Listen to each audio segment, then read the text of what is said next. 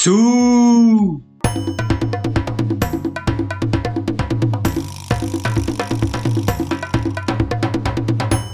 Halo semua, selamat datang di channel Pace Crypto. Hari ini kita akan membahas tesis investasi untuk Sui. Langsung kita masuk ke dalam tesisnya. Yang pertama, tesis paling kuat bagi saya, di mana Sui ini merupakan koin yang berwarna biru. Saya tidak bercanda kawan-kawan, karena jika kita lihat, ada banyak sekali token biru yang sangat sukses. Ternyata ini memiliki efek psikologis juga bagi manusia untuk memilih suatu produk. Jadi bagi saya, berwarna biru merupakan tesis terkuat untuk koin Sui. Oke, berikutnya, Sui merupakan barang baru, teknologi baru, dan ini merupakan teknologi yang tidak hanya copy-paste dari blockchain lain, tetapi dibangun dari awal secara autentik dan juga unik kawan-kawan. Jadi saya sangat suka sekali terkait Sui ini, di mana biasanya teknologi baru, barang baru akan bersinar jikalau bull market. Oke, berikutnya kita akan menggunakan parameter paling konvensional di mana TVL untuk melihat kira-kira seberapa hidup blockchain tersebut. Sui berada di nomor 9 dengan angka kenaikan per bulan dan juga per minggu dengan sangat tinggi sekali kawan-kawan. Paling tinggi dibandingkan dengan yang lain. Berikutnya, TVL juga sangat baik sekali trennya. Berikutnya untuk jumlah developer, saya mengikuti bear market. Jadi saya lihat ketika bear market, Sui ini bahkan menjadi blockchain dengan perkembangan developer terbanyak salah satunya. Sekarang sekitar 400 hingga 200. Jikalau ada tren penurunan sedikit di sini, itu sangat wajar sekali karena tren semua blockchain sekarang sedang seperti ini. Berikutnya kita akan membahas terkait teknis dan juga ini cukup seru bagi saya. Jadi kita akan membahas model ataupun bagaimana data diproses dalam suatu blockchain. Jadi kita akan membahas model ataupun bagaimana suatu transaksi diperlakukan di dalam suatu blockchain. Ada 3 jenis yang saya tahu sekarang. Yang pertama UTXO, ini yang paling OG karena Bitcoin menggunakan ini. Berikutnya account based model dan juga object based model. Jika kita lihat UTXO, ada beberapa token, misalnya Bitcoin, Cardano dan juga Nervos Network. Kita tahu UTXO merupakan konsep yang sangat keren sekali, sangat baik untuk mengatasi double spending, tetapi dia memiliki masalah di mana untuk programabilitas cukup rendah ataupun sulit untuk membuat aplikasi di sana. Berikutnya ada account based model. Ada banyak sekali aplikasi yang dapat dibangun menggunakan account based model dan banyak sekali blockchain yang menggunakan account based model. Sangat banyak sekali. Seperti apa? Seperti Ethereum, Solana, Avax, dan 99% lainnya menurut saya. Dan hanya ada satu blockchain yang menggunakan object centric ataupun object based model. Jawabannya adalah Sui kawan-kawan. Di mana Sui ini merupakan salah satunya project yang menggunakan object-centric model. Ini sangat berbeda sekali untuk cara pandang ataupun cara memperlakukan suatu transaksi. Dan ini berefek pada kecepatan dan juga skalabilitas dari suatu blockchain dari modelnya, bukan dari embel-embelnya kawan-kawan. Kita lihat di sini ada contoh terkait account-based model versus object-based model. Ini merupakan salah satu contoh saja sebetulnya, di mana contohnya ada orang bernama Timo dan juga Zaid ya, di mana kedua-duanya ingin mentransfer token kawan-kawan. Apa perbedaan pemrosesan antara account-based model dengan object-based model? Dimana jikalau account-based model terjadi 2 kali update. Yang pertama, dari Timo koinnya berkurang 1, dari Zaid koinnya bertambah 1. Berikutnya, kalau object-based model ini sangat berbeda sekali, dimana mereka memiliki tokennya langsung, berikutnya tokennya langsung dikirim kawan-kawan. Jadi, hanya terjadi satu update di sana, yaitu update untuk kepemilikan yang sebelumnya dari Timo menuju Zaid. Tidak perlu 2 kali update, -1 dan juga +1. Ini sangat unik sekali dan ini merupakan salah satu contohnya saja. Berikutnya dari bahasa pemrograman, ini juga penting bagi saya, di mana hampir semua blockchain sekarang menggunakan Solidity ya. Ini sangat lumrah sekali, banyak sekali developer yang menggunakan Solidity, misalnya Ethereum, Avax, Binance Smart Chain, dan sebagainya.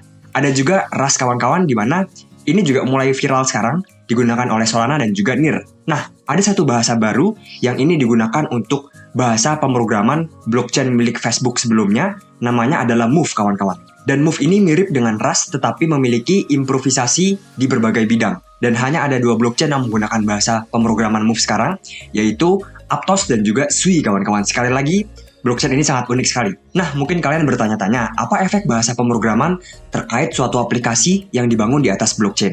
Jadi simpelnya seperti ini. Kita manusia, kita memiliki pikiran, dan kita ingin memerintahkan mesin untuk mengerjakan sesuatu kawan-kawan. Jadi kita manusia, tapi kita harus memberi perintah kepada mesin. Disinilah timbul yang namanya bahasa. Kita membutuhkan bahasa sebagai apa? Sebagai media untuk transfer logika kita menuju ke mesin kawan-kawan. Dan bahasa ini sangat beragam sekali, ada macam-macam, dan ini sangat berpengaruh kepada yang namanya pengekspresian. Mengapa? Bandingkan jika kita berbicara AAUU dengan kita berbicara menggunakan bahasa yang sekarang. Sangat berbeda sekali untuk ekspresinya.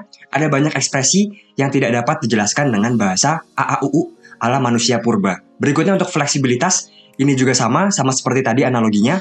Berikutnya untuk keamanan, bayangkan jikalau kita tidak memiliki kata-kata kasar kawan-kawan. Akan lebih aman ya. Mungkin analoginya seperti itu. Dan juga kompleksibilitas kawan-kawan. Ini juga sangat berpengaruh nantinya.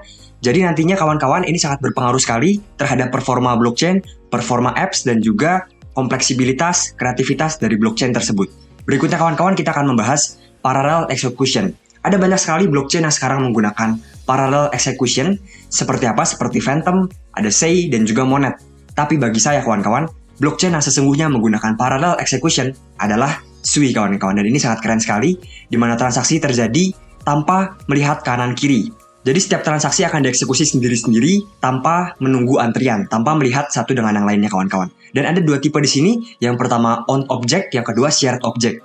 Konsep ini hanya ada di Sui Network, jikalau kita lihat di Ethereum, dan account-based model blockchain lainnya, hanya ada yang namanya shared object. Jadi ini keunikan juga dari Sui Network, ada pembagian objek, yang pertama owned object dan juga shared object. Apa perbedaannya? Jikalau owned object ini tidak terlalu signifikan, dianggapnya seperti itu, dan dapat dijalankan tanpa membutuhkan konsensus, ataupun dapat dijalankan dengan satu node saja misalnya. Berikutnya untuk shared object, ini lebih krusial, jadi dapat dijalankan oleh beberapa node sekaligus, dan juga mereka membutuhkan konsensus untuk menjalankan eksekusi tersebut. Yang menarik adalah di mana tidak ada kaitan satu transaksi dengan yang lainnya, sehingga mereka dapat berjalan sendiri-sendiri. Inilah fitur yang sangat unik sekali bagi saya, dan jikalau kita cek, ini menimbulkan yang namanya skalabilitas horizontal, dan ini tidak ada di blockchain lain kawan-kawan, di mana setiap node virtual machine yang ditambahkan ke dalam suatu jaringan, semakin scalable jaringan tersebut. Jikalau kita menambah node virtual machine pada Ethereum, tidak akan berpengaruh kepada skalabilitas Ethereum. Tetapi berbeda dengan Sui, jikalau kita menambah node, menambah daya komputasi di sana, artinya kita menambah skalabilitas dari Sui Network karena adanya parallel execution yang tadi kawan-kawan. Tidak ada kaitan antara satu transaksi dengan transaksi yang lainnya. Kita lihat di sini di mana kebutuhan akan men-trigger yang namanya ekspansi.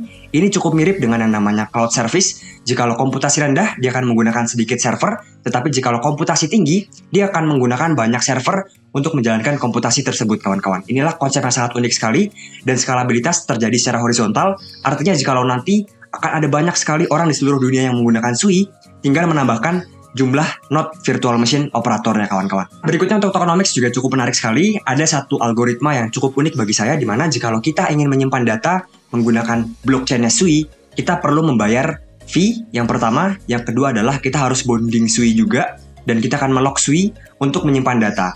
Ini akan menimbulkan tekanan beli yang tinggi dan juga tekanan jual yang rendah karena akan ada mekanisme penguncian Sui untuk penyimpanan data.